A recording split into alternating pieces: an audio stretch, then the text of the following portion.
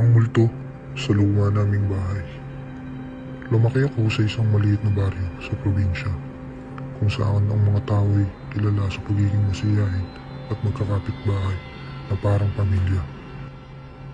Ngunit sa isang baryo namin, may isang lumang bahay na takot puntahan ng kahit sino.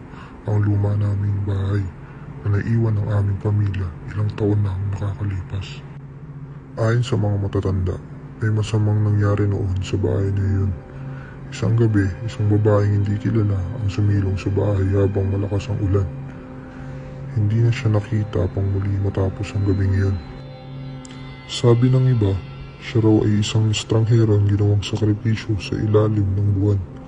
Simula noon, gabi-gabi ay naririnig na ng mga kapitbahay ang tunog ng mga paa na naglalakad sa loob ng bakanting bahay kahit wala namang tao doon.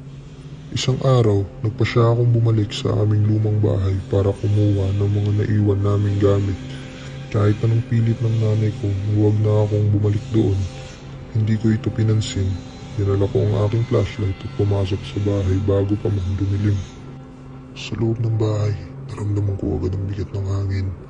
Parang may mga matang nakatitig sa akin mula sa dilim. Tahimik ang paligid, pero maya't maya ay tila may naririnig akong kaluskos mula sa ikalawang palapag.